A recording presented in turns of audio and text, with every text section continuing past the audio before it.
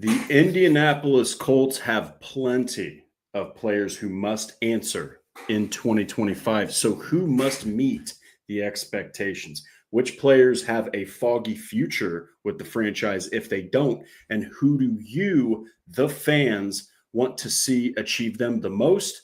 Well, let's talk about it. Welcome to the Horseshoe Huddle Podcast, as always, presented by Indianapolis Colts on SI.com. My name is Drake Wally. I am a co-deputy editor for the site and co-host of the show. And then, of course, Noah Gebert over here is an analyst for the website and fellow co-host of this podcast. Now, Noah, this one, we're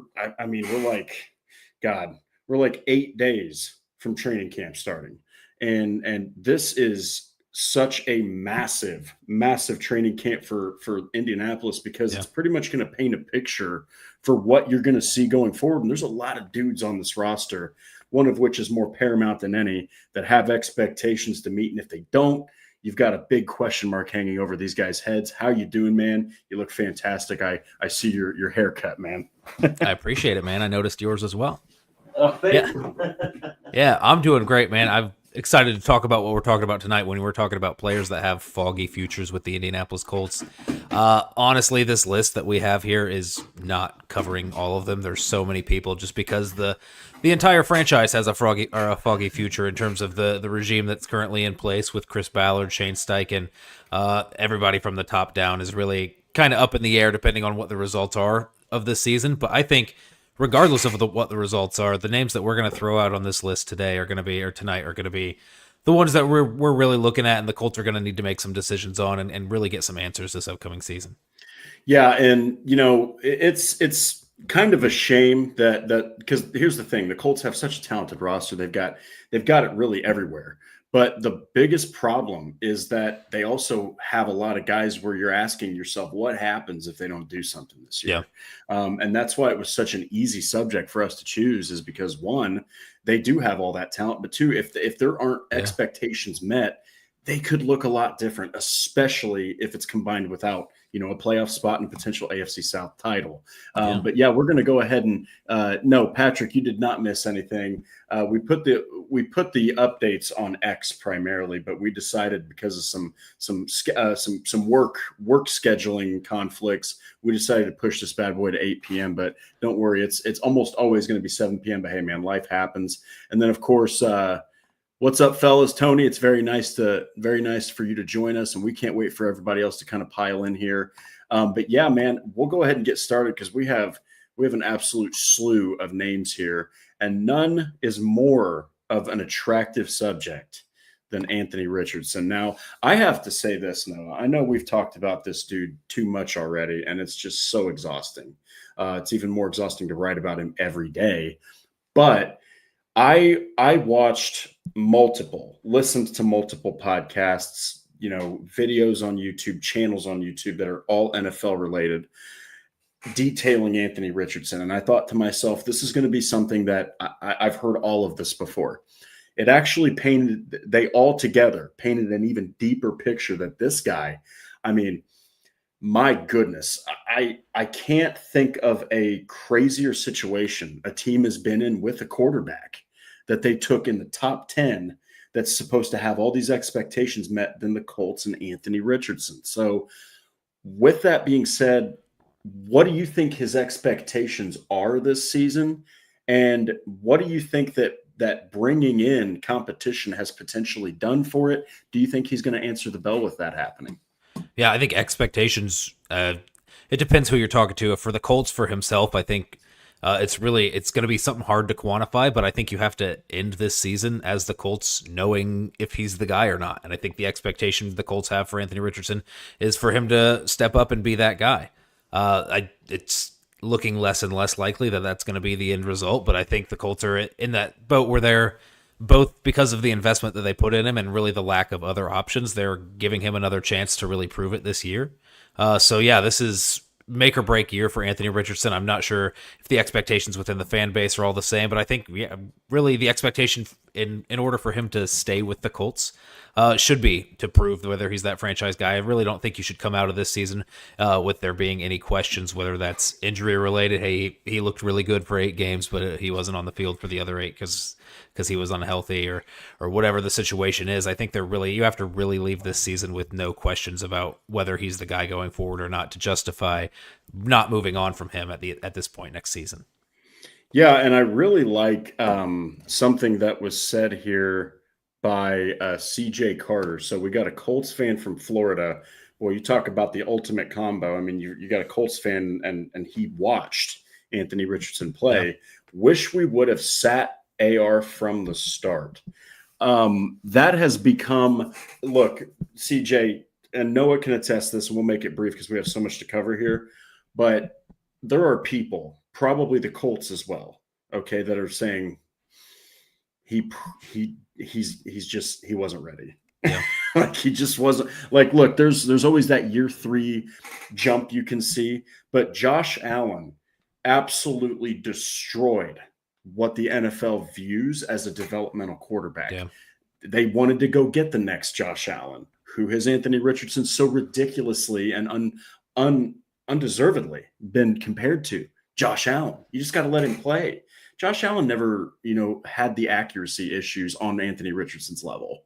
Okay, so like you're looking at a bad comparison, but yeah, I mean it's looking like that should have been the case, but who knows? You never know. Maybe he's going to put it all together. Noah, what are your thoughts on that? Do you think they should have also sat him from the start? Yeah, I think the Colts the situation that they find themselves in right now with Anthony Richardson is one that they kind of put themselves in with the selection of him 4th overall. I think it was pretty clear based on everyone's opinion that he was a raw project player. I'm not sure the Colts had any other options. I think he needed to make a move just because the way Chris Ballard had addressed the quarterback situation before with Band-Aid after Band-Aid. You were in a position where you could take a very talented and a player with high potential there at the 4th overall pick. You had the draft capital to do it. You had a quarterback there that was arguably worthy of that selection there at that point in that draft. So it made sense to make the selection, but they had to understand that this was a project going forward. I'm not going to sit here and say that I knew it would go this poorly or whatever. Hindsight's 2020. I think everybody was really excited to get a new talent in the building just because of the situation that was going on. But yeah, they should have expected this at least a little bit in terms of him being raw from the get-go, taking time to develop. But yeah, I mean, it's an impatient league, and it was... You need results. You need results fast. There was a new coach coming in who wanted to make his stamp on things and get his guy in the building right away and get his guy on the field right away. There's just a lot of pressure when there's this much on the line for a franchise, when you've been dealing with the lack of success that the Indianapolis Colts were dealing with even before the selection of Anthony Richardson. There's pressure to make a change, and that's the change that they made. But yeah, it shouldn't really surprise anybody that it's taking this long to develop and might have caused a little bit of a hamper in his development since they played him so early. Yeah, and there is one more comment I briefly want to touch on because it's so good. Plus, because this is alluding to something Patrick said initially in his comment above. Plus, sitting him the whole time goes against even guys on the show saying all he needs is reps. That's very true. And here's the thing. Just to be blunt about it, he was such a weird situation for the Colts because, a lot of times when it's a developmental guy, I mean, they have more experience starting than Richardson did. Yeah. So, like, not only was he raw as hell, I mean, he also was brought in and might not have been ready to start, but he had to start. Because it's like otherwise he's just sitting there mentally learning without seeing those valuable reps because you had to fast track that development. Yeah. So it's like, what a crazy situation the Colts are in right now. They definitely set their own feet on fire with this one, at least a little bit. He did get an opportunity to sit and learn just due to injury, at least to a certain extent. Fair. But and to be fair, sitting all that time behind Gardner Minshew, taking all the mental reps he could take, doesn't seem to help him, or didn't seem to have helped him going into year 2. So I'm not sure that would have turned out any better if he had been sitting from the get-go either. That's very fair. Well, Patrick, thank you for those comments, and also thank you, CJ, for joining us from Florida. That's pretty awesome. Now, the next guy that we'll get to also has honestly pretty mad. Both quarterbacks have a lot of expectations, even though only one can win the starting job. And Daniel Jones is the other guy. Now, this is something else I learned from all the stuff I listened to. You know, you don't pay a quarterback a $14 million contract on 1 year with 13.5 guaranteed, Yeah. unless like people say that he was brought in to compete. I think yes, but I also think he was brought in as a massive insurance policy because Steichen can't wait anymore. Ballard can't wait. They can't wait on Richardson to turn into the guy they drafted. It's an unfortunate position, but what do you make of Daniel Jones? Hey, he's looked good in camp so far, or he looked good in the offseason workouts. Of course, you're talking about no pads at all. So don't get too excited about his completion percentage and not throwing any picks. Again, he should do well, right? Yeah. But what do you think of Daniel Jones getting added to this team? Because right now, Noah, even James Boyd of The Athletic has mentioned this. He's the front runner. He's the Yeah. starter right now. I just the missed time that Anthony Richardson had and really set him back this offseason, giving Daniel Jones the chance to really show out in an area where he's going to probably prove himself a little bit more when there's no contact and Anthony Richardson doesn't have that advantage to use his size and bowl over people at the goal line like he's good at. He doesn't have that in training camp. So obviously like these training camp reps, OTAs reps, preseason reps even, are probably going to look a lot like they're going to be swaying in the favor of Daniel Jones because that's going to be where he excels. He's going to run the offense a little bit more efficiently. He's going to be a little bit more accurate, making those checkdowns, and just keeping the offense moving. So I think that's going to be good for Daniel Jones as we go along. And he's already got that head start and that advantage there. So I think that's good going for him. But if we're talking about just this season, it makes sense why they brought him in. If we're talking about his future, I mean, he's got a long way to go there to prove that he can be somebody that the Colts are going to be interested in keeping around, right? We're talking about a foggy future because, yeah, that's so up in the air. And I think that his future is indirectly tied to Anthony Richardson a little bit, depending on which way this competition goes throughout the season. If Daniel Jones holds it down for the whole year and does well, then I think that means Anthony Richardson's moving on, probably means Daniel Jones is coming back. If the regime stays the same, if Anthony Richardson holds on to the job, and shows he's the guy, then yeah, Anthony Richardson's going to be here. Daniel Jones is off. So in a way, they're kind of playing off each other, not just for starting reps this season, but for the future of being on this roster.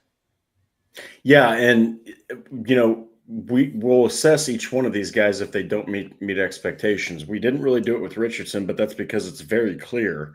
I mean, he's not going to be the franchise guy for the Colts. And then for Jones, if he doesn't meet expectations and live up to that contract, which, by the way, Patrick had a crazy comment here that the Colts have paid Daniel Jones more than the Steelers paid Aaron Rodgers. Okay, that tells you everything that you need to know, right? Like that tells you right here and there that the Colts are not taking this lightly. Like they need an answer. But what are your thoughts? Let's say Jones goes out there.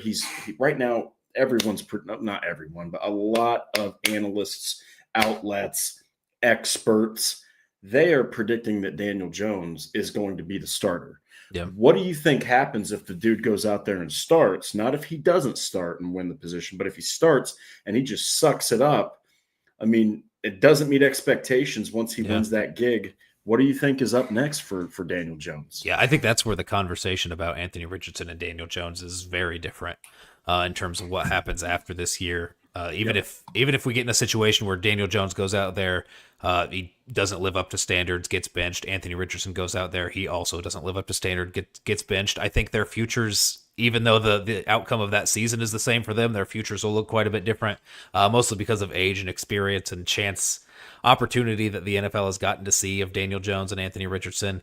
And you just have more film on Daniel Jones at this point, and you're just more likely to accept the fact that, hey, what we've seen lately is what he is. And he's kind of at that point in his career where you're not really expecting, if it doesn't happen this year at least, you're not expecting a renaissance in his career and him to turn things around and become worthy of, anywhere close to worthy of that 6th overall selection that he was originally. So yeah, you're talking about a guy who's probably going to have to accept the fact that when he's looking for a job next year in free agency, if it doesn't work out with the Colts, he's not trying to weigh his options for where he has the best chance to start. He's probably looking for somewhere that'll be patient with him and allow him to come in and mentor a young guy or just be and less of an insurance option than the Colts have here. Like, I think he's an insurance option, yes, for the Colts right now, but I think he does have a legitimate chance to just win it outright.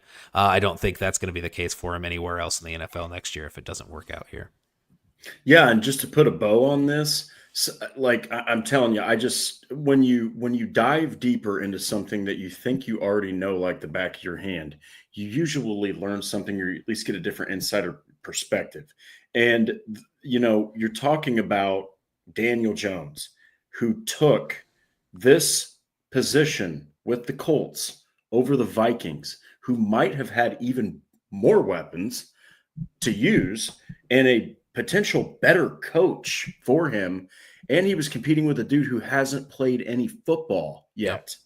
Okay, in JJ McCarthy. Ladies and gentlemen, JJ McCarthy is completely and utterly unproven.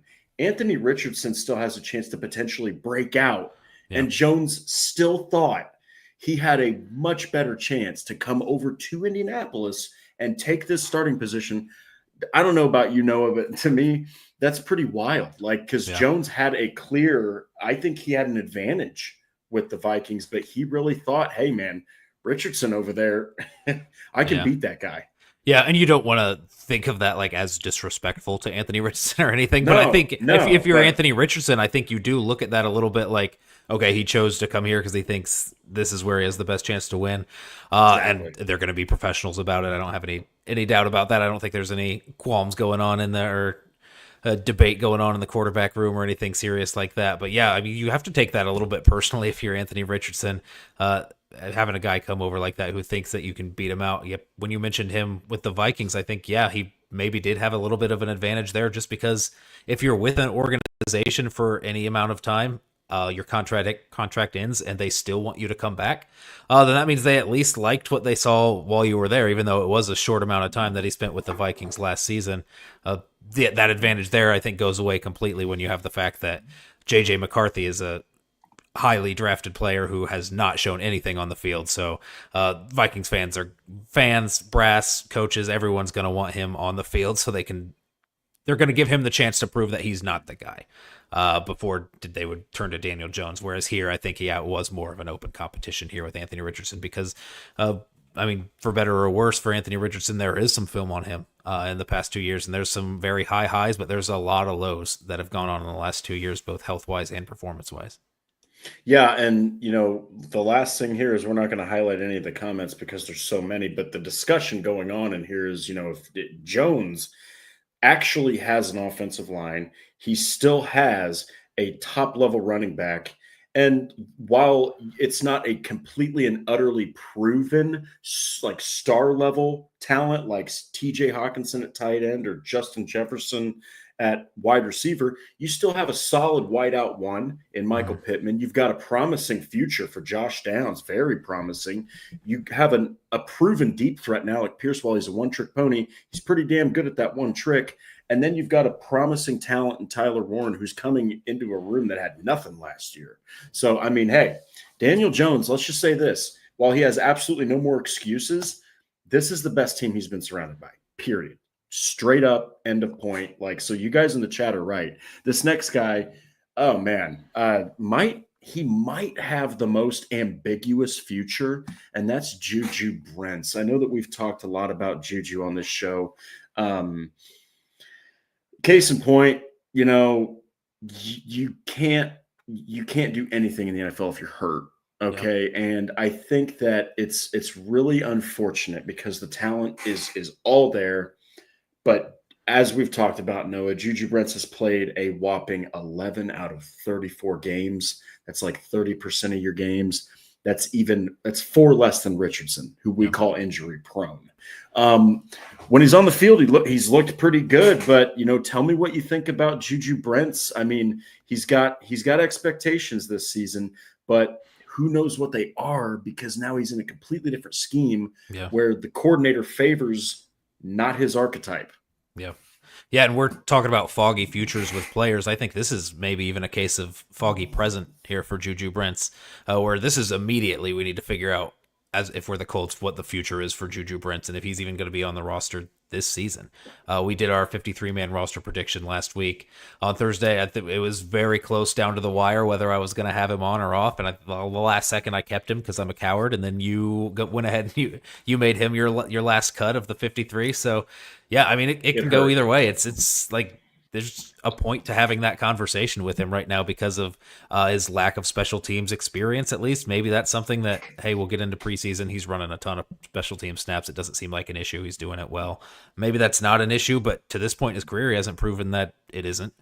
Sam Wilmack, Corey Ballantyne, other guys fighting with him in a similar slot on the depth chart who do have special teams experience are going to make that more of an uphill battle for him because he has to outperform them enough on defense to make up for the fact that they have that experience over him on special teams. So yeah, he's right there in that spot. The addition of Justin Wally makes things a little bit more cloudy for him. Charvarius Ward bumped everybody on the depth chart down a little bit.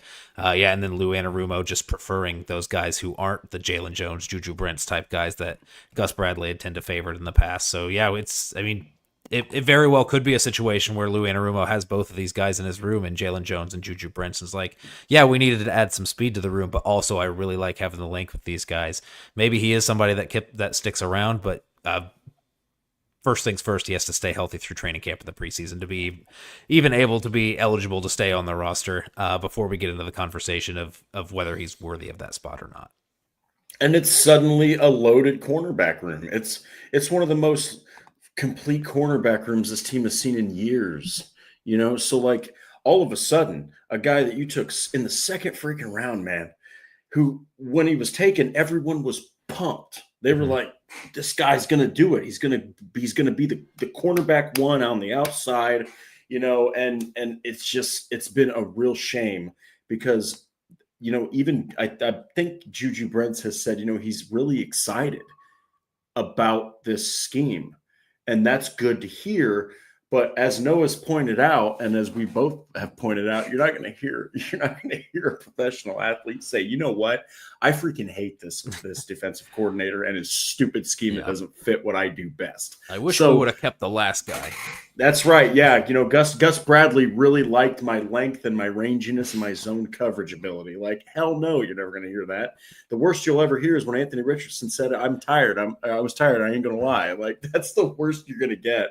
And that was bad. So I think that Juju Brents he's got the right mindset. He's got the right talent. He can play press coverage. He's got the arms and he's got the strength and the body to just be a real hassle for guys off the line of scrimmage.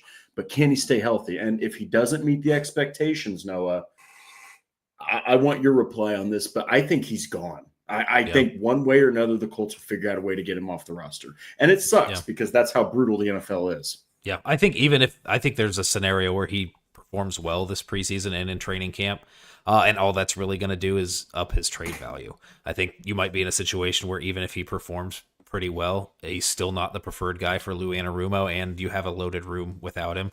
So you have that flexibility to be able to make a move and swap him for another guy that you might be more interested in adding at a different position group. Maybe you swap him for a depth safety that we've been asking for the Colts to grab. So, I mean, yeah, I think there's a situation where he comes out and it plays the best that he has, and it's still not enough to justify keeping him on the roster.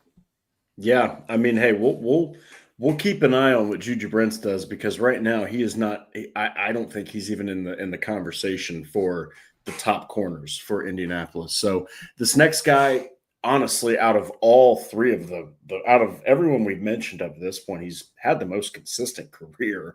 Mm-hmm. He's done the best. And I think that a lot of people are obsessed.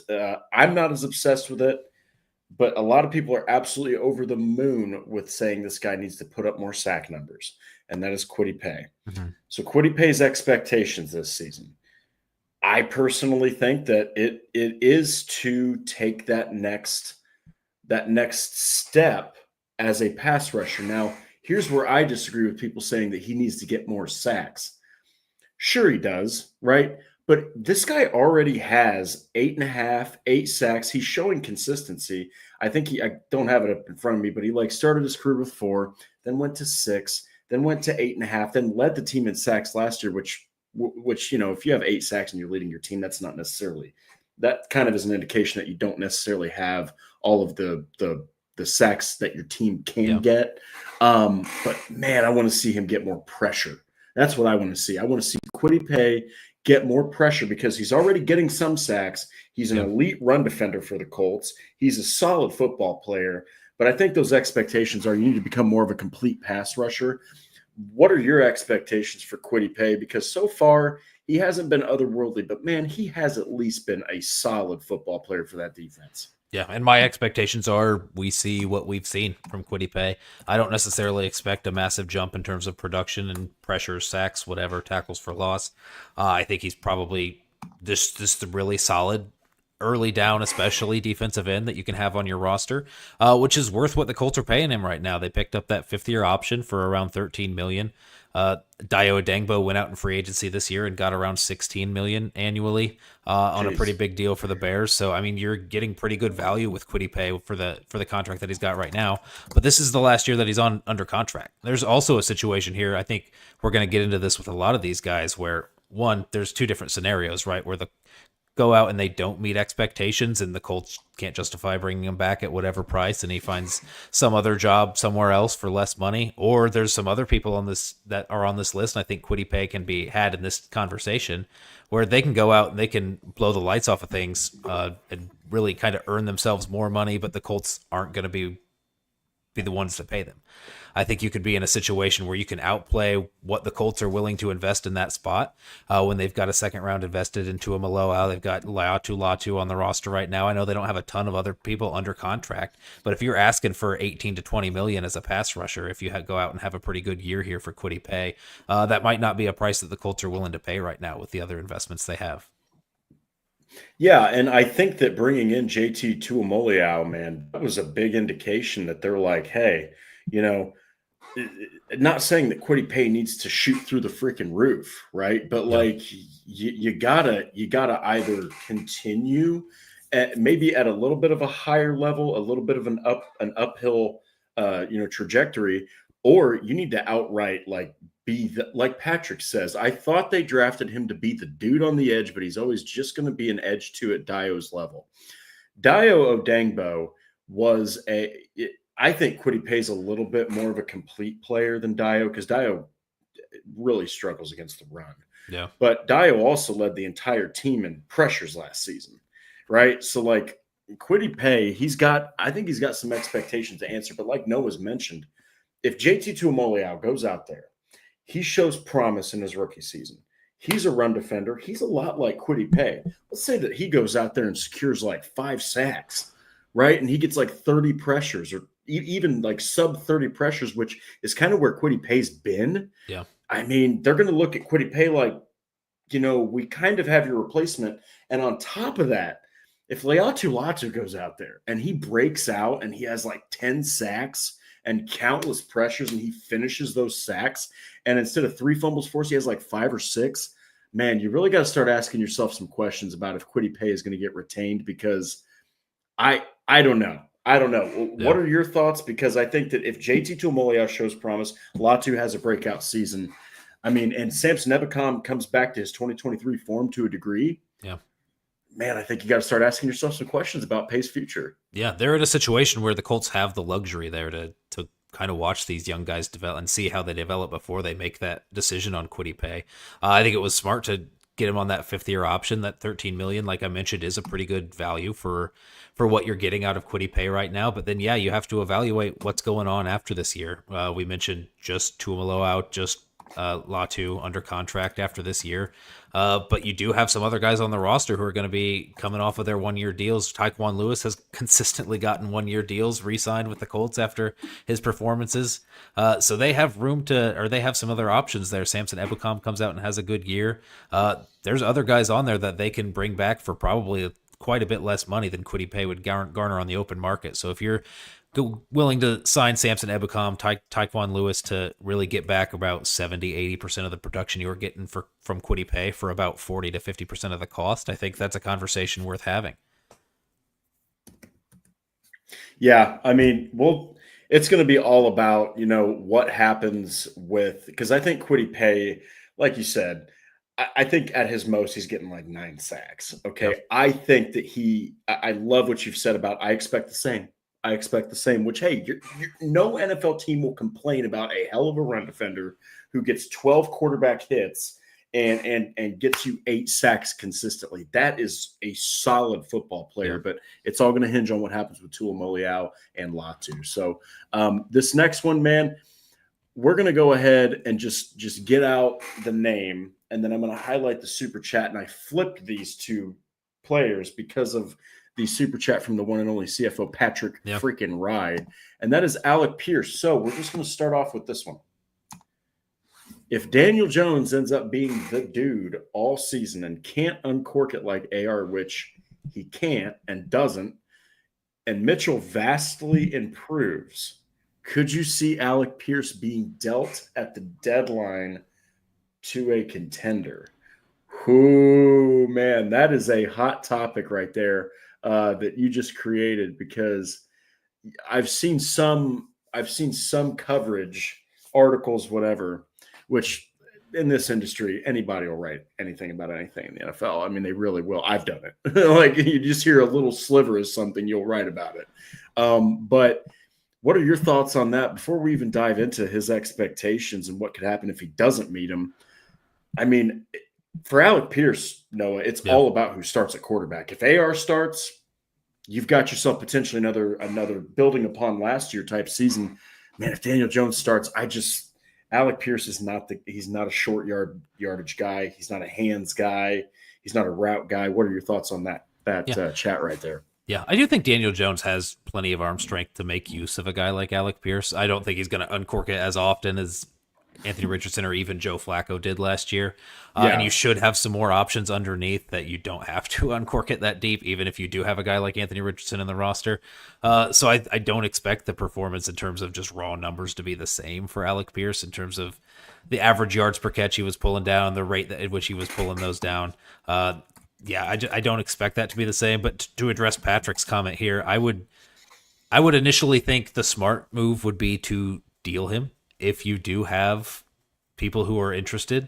But I think that would be assuming that you're secure in your job position. And I don't think that Shane Steichen, I don't think that Chris Ballard are really in the position to be dealing away any talent that could get them a result that could save their job at this point. So I think, maybe the smart move would be to do that and recoup some draft capital, especially if you have that guy like A.D. Mitchell waiting in the wings to take over some of that production that you'd be missing out if you got rid of Alec Pierce. But I don't think they can afford to move on from any talented players that could get them an extra 10, 15 points a season, because I think even that might sway the win total enough to really make a difference when you're coming down to a possible postseason push and maybe saving your job.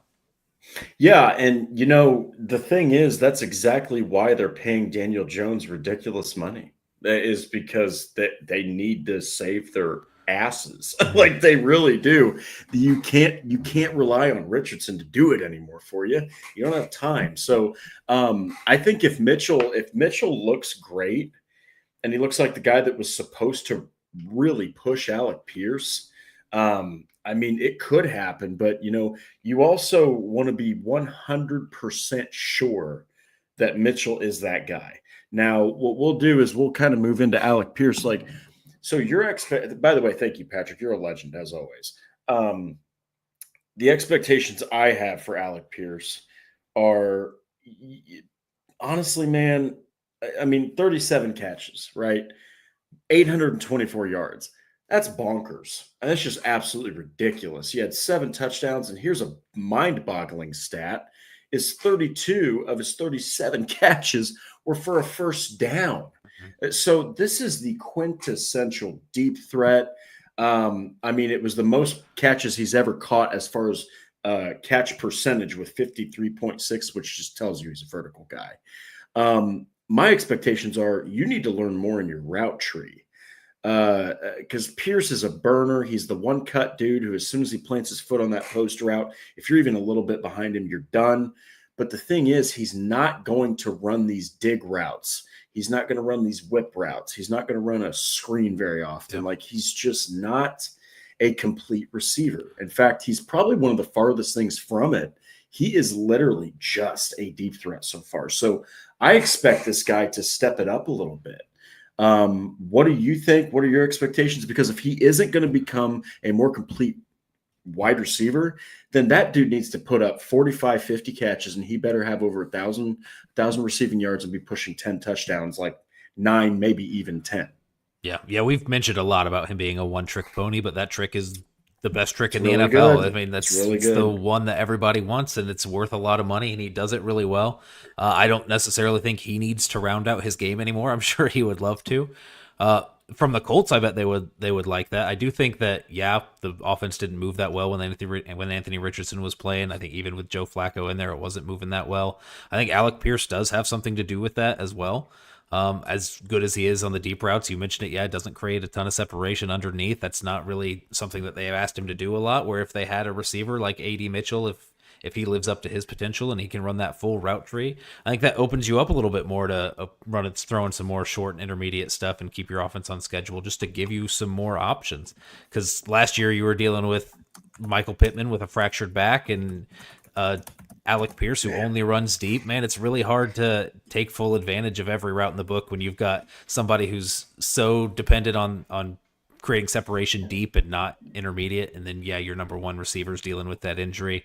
If for him to round out his route tree would be great for the Colts, but I don't think he necessarily needs to do it. I think his career's going very well. He's going to get paid very handsomely for what he does, whether it's with the Colts or with somebody else. So I don't necessarily expect him to fully round that out. I'm sure I know it's within his work ethic to want to do that and try to do that, but I think he is kind of what he is, and what he is super valuable to a lot of NFL teams right now. And you know what? I said that with the expectation that he probably needs to get more done as a receiver, but I've also said that he is who he is, and I think he is who he is. But I think that would really take his game to the next level and really snuff out whatever A.D. Mitchell might be able to do. But I love this comment. Before we move on, is he worth paying 18 to 20 million a year, though, at only 35, 45 catches? I think yes. Okay, now here's why, is because not only is he a deep threat catching all those passes for 22 and some change per reception, but I mean the guy all he has to do is catch 1 or 2 deep passes, and mother of God, does it change your defensive game plan. Yeah. I mean, everything opens up. The ground attack, the tight end in the short game, the tight end in the seam, the underneath routes, the screen game, everything opens up for your offense. God forbid if he catches 4 or 5 in a game and they're like over 10, 15, 20 yards, your defense starts to ask themselves questions every snap. Okay, and when you're thinking too much as a defense, you're absolutely screwed in the NFL. So what are your thoughts on that? Let's say that he has 45 catches for 970 receiving yards, 8 touchdowns. What do you think about re-signing him to a deal like that? Yeah, I think if he goes out and has a season like that, I think he made a ton of money for someone else, is what he did. I see Patrick's comment down there, the 2 big wide receiver paychecks, Downs and Pittman. I know Downs is on his rookie deal right now, but you'll have to think about if you sign Alec Pierce to a 4-year deal, 3 or 4-year deal for tons of money. You've got Michael Pittman, who after this season will be in a contract year. Then you've got Josh Downs, who would need an extension. You're making a decision there at that point. If you sign Alec Pierce to a long deal after this year, you're probably not bringing back one of Michael Pittman or Josh Downs. I would expect that to probably be Michael Pittman would be the one that moves on. So you would be having to make that contract decision and all those moves with the idea in mind that, hey, we're not going to be able to justify having a $25 million a year receiver in Pittman, a $20 million a year receiver in Alec Pierce, and then whatever Josh Downs would end up getting, probably around a similar number to both of those two. So you can't throw down $68 million per year on the receivers. Not even the Bengals did that with T. Higgins and Jamar Chase. So yeah, I mean, that's just something that you would have to make the decision on. I think if you go out there and he has that kind of year, then yeah, great for him, proving how valuable he is. I just don't think that's within the Colts budget. It's a good point. That's a good point, but also a great question, Patrick. So this next guy, he's also one of the wide receivers, and boy, oh boy, did he look like he did not want to play football sometimes, and it really drove me crazy. But A.D. Mitchell, and the reason, Noah, that it drove me crazy is because if you look at this guy's college tape, if you even look at his NFL tape, incredible separator, great route runner when he's running the right route, explosive. He does have an ability to really dominate the sideline. I think we saw a little bit of that in the Buffalo Bills game when he had old Joey Flacco throwing him the football. But his expectations are really, dude, step it up. Yep. Like, you're a second rounder. You caught 23 passes on, like, let me see here, 55 targets. I know Richardson was terribly inaccurate. I know Joe Flacco was a statue. He's old. He's far past his prime. But dear God, is that bad? That's just awful. Really, the only way to go is up. So what are your expectations for Adonai Mitchell? Is there a number you have in mind as far as like catch percentage better than 41.8, catches overall? Like, what do you see here? Because right now he is secured in that wide receiver 4 spot, which really kind of takes you out of that starting wide receiver lineup, because usually you account for 3. Yeah. You asked if I had a specific number in mind. In almost every situation, the answer to that is no. But then you said 41.8% catch percentage. It definitely, yes, I do have a number, and it's above that is what that number is. That's the big thing that needs to change there with AD Mitchell. And yeah, I think he's mostly on here in terms of having a foggy future because Alec Pierce is on here, and I don't think you can have the conversation about Alec Pierce without talking in depth about AD Mitchell, because I think that goes a long way. But I also think he might be a little bit more versatile there, where he was coming here. He was brought in to compete for that Alec Pierce role, but I think he could also fill in that Michael Pittman role if that ever became a situation where you decided to move on from Michael Pittman. And Alec Pierce goes out here and has this huge year. You keep him. I think you could still have room for a guy like AD Mitchell, who's going to be on his rookie contract, making a little bit less money when you're trying to pay Alec Pierce, Josh Downs, whatever. I think there is room for him. He has that advantage where he's going into the second year of his NFL career, the second year of his rookie deal, where his future is not necessarily in doubt because that money's minuscule compared to other contracts that you're giving out throughout the roster. So yeah, I think he's got that position versatility to play both of those, that the X and the Z spot in this offense. So yeah, I think it's a little bit less foggy. But yeah, definitely high expectations for him coming in last season and didn't meet any of those. Separated well, I guess maybe he practiced well. People rave about it. Michael Pittman, Reggie Wayne, people who have played that position at a high level for a long time, really almost envious of the skills that he has to be able to separate at the top of the route. So there's a lot of good things within his future, but yeah, we didn't see any of that last season. Yeah, and this isn't to bury he's so young, right? Like let me see here. The dude is 22. All right. Like, he's going to be 23 by the time the NFL season starts, or at least, well, actually, yeah, no, the NFL season will be probably a couple weeks in when he turns 23. Mm-hmm. So you have an uber young guy. But the thing is, I know he was a rookie, but like, there's tape of this guy stepping away from blocks, absolutely unacceptable in a running offense.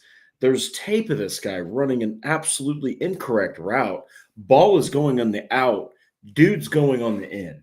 Like, just the opposite of what the quarterback is reading. And when you have an inaccurate quarterback like Anthony Richardson, and now you've got a guy like Daniel Jones who's probably going to rely a lot on timing, you got to step that up. And like you said, I mean, it's a hilarious answer, Noah. Like, better than 41.8. I loved it.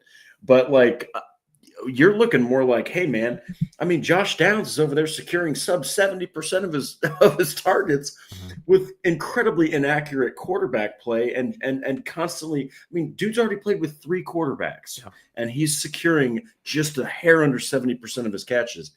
So I expect AD Mitchell to simply play more like a second round receiver. And if you watch his tape, like I said, man, it's good tape. He's running crisp routes. He looks like a burner. He can be an explosive receiver. Honestly, if the guy puts it together, he is a dangerous dude on the field. But there's also the fall off where if the attitude doesn't improve, if the effort doesn't improve, there were times he just looked like he wasn't really trying as hard.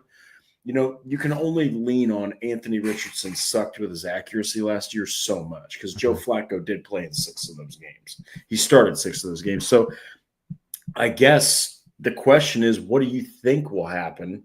And I love how you mentioned Alec Pierce is a huge component to this, because if Pierce goes out there and has another fantastic year, man, Mitchell is going to have the most incredible breakout season that a wide receiver can have to take over that wide receiver 3 role. Yeah. Because honestly, man, as a wide receiver 4 in a running offense, when you've got Pittman as the all-around guy, Downs is the quick win guy who's potentially going to be a star, and Pierce is the deep threat. I mean, there's only so many mouths you can feed now with Tyler Warren in the mix.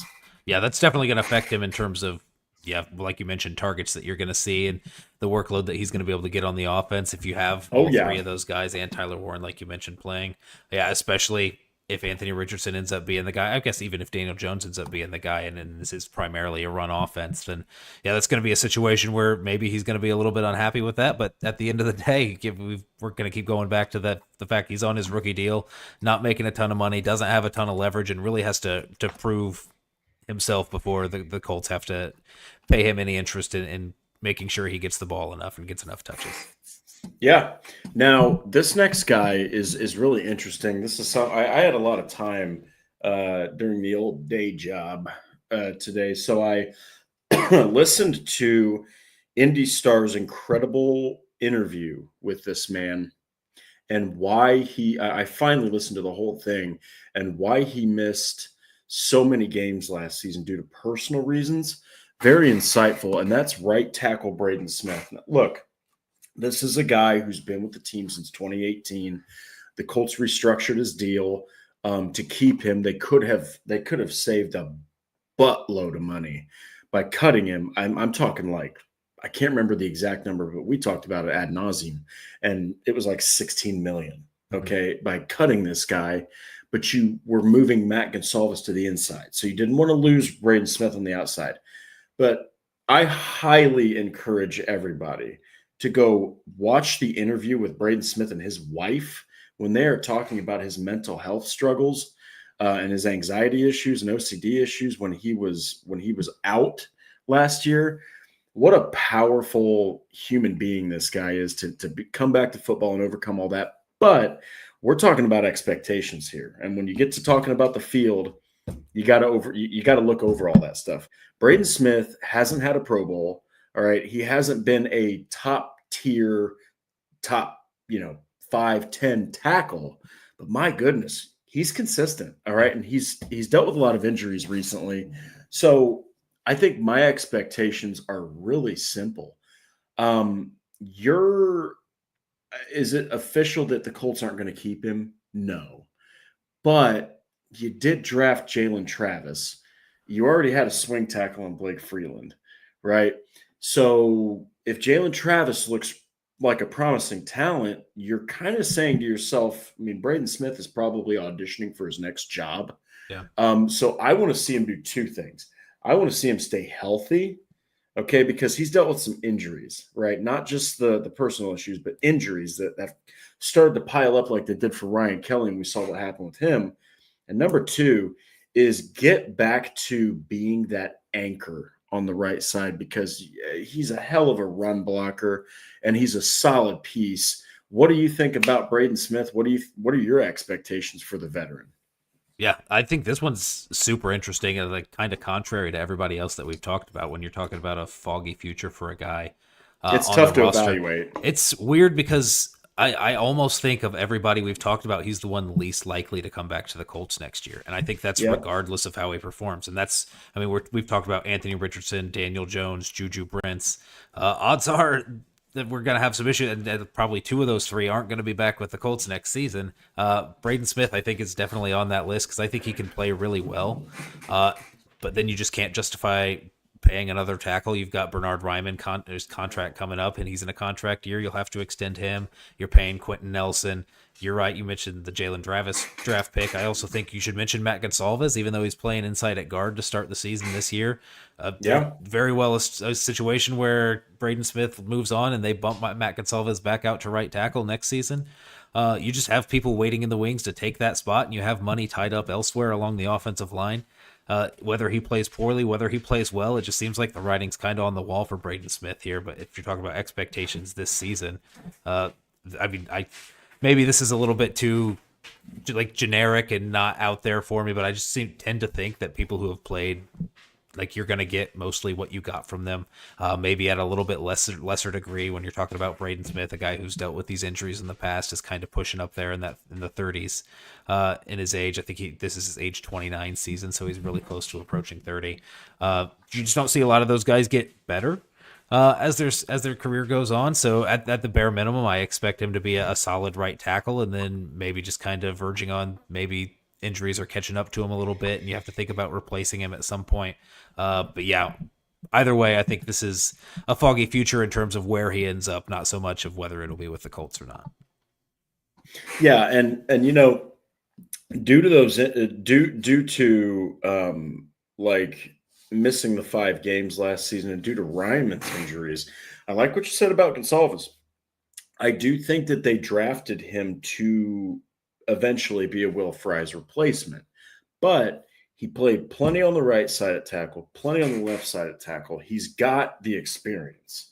So God forbid if the Colts say, "Hey, we need to bring in another right guard," they'll probably do that. So it's not out of the question to say that Gonsalves couldn't still take Braden Smith's position. But I do like what Tony Pelleteri said there and what Patrick Wright kind of followed up with.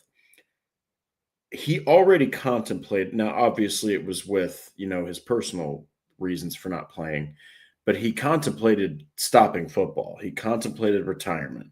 The thing is, in this league, we have started to see ever since really, you saw it before Andrew Luck did it, but these players are starting to say, I value my body, right, over making a crap ton of money, because eventually if you make a crap ton of money and your body takes a dump on you, like, what's it worth, right? Like, so Braden Smith has, even with last season being what it was, just since 2020, okay, I think that's when they officially established the 17-game NFL season. He's missed 3, 9, 10, 17, 22 games over the last 5 years. Okay. So that was 5 last year, 7 in 2023, and then 6 in 2021. You've seen just a lot of games where Braden Smith isn't out there. Okay. So I wouldn't be surprised if he retired next season, but I also think that there's still juice left in this guy to be able to go out there and be the solid said is that are just keep doing what you're doing as long as you're not awful. Okay. And Braden Smith's been a focal point, I think, of the offensive line. So honestly, who knows what his future holds after this year, but I think that you're asking him, hey, play all 17 games if you can, right? Do whatever possible to play at the same level you've been playing, stay healthy, because whether it's Daniel Jones or whether it's Anthony Richardson, Daniel Jones's big knock is, he's got 24 wins out of 69 starts. Not good. The Giants had a crap offensive line most of the time. Then for Richardson, you need everything you can get to help the guy. Braden Smith just needs to honestly return to kind of like his former form, if you will, and play solid football, and that'll probably make the Colts happy this year. Yeah, the Colts already are dealing with 40% of their offensive line having big question marks in terms of Tanner Bortolini getting the first significant time that he'll be getting. Matt Gonsalves the same, but out of position, where he played mostly tackle for his entire college career and last season. So, yeah, just a lot of questions on the offensive line. It made sense to bring back a guy like Braden Smith for this season. So you have one less thing to worry about in a year where you need results and you have questions at quarterback. But yeah, hopefully this year the Colts are able to get some of those questions answered in terms of how Matt Gonsalves can hold up at right guard, or whether he's good or better off at tackle, and whether Tanner Bortolini's the center of the future or not. Once they get those questions answered, I think, that's kind of where time runs out here in Indianapolis for Braden Smith. Yeah, and again, Braden Smith he's a great dude. He's been through a lot. So, I do hope to see him go out there and just play some absolutely fantastic football this year. I really do. So this next guy, our last guy, really, man, I have to admit that I was one of those guys in the media that was like, this dude is just not it, right?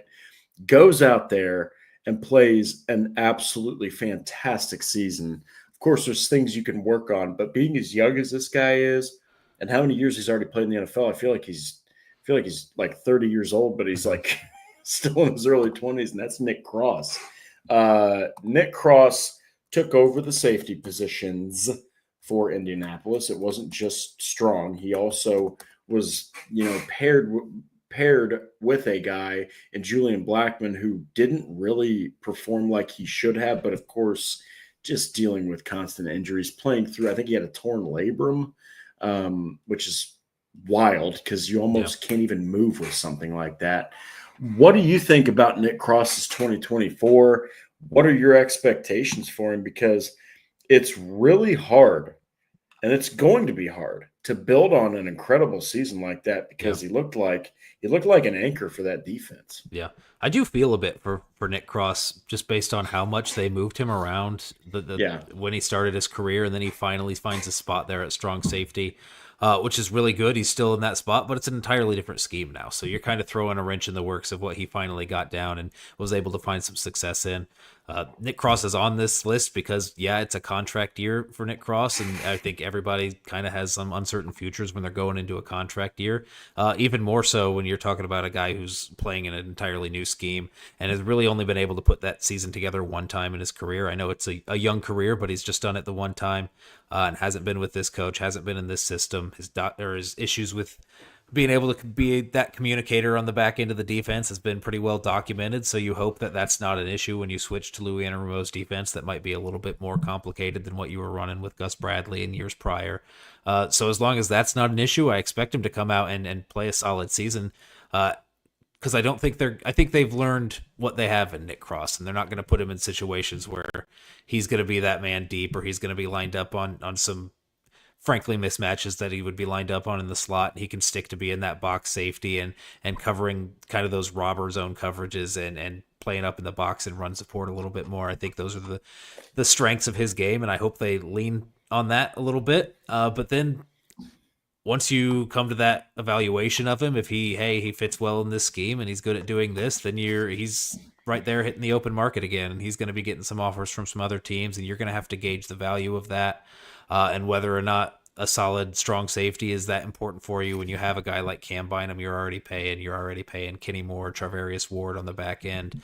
It's always a money game with all of these guys. It's a lot of it's performance-based, obviously, but sometimes no matter what these players do, the money's just not there. So I hope that's not the case for Nick Cross. I hope he puts together another second solid year and can prove, hey, it wasn't scheme dependent. It can be transcendent amongst different schemes.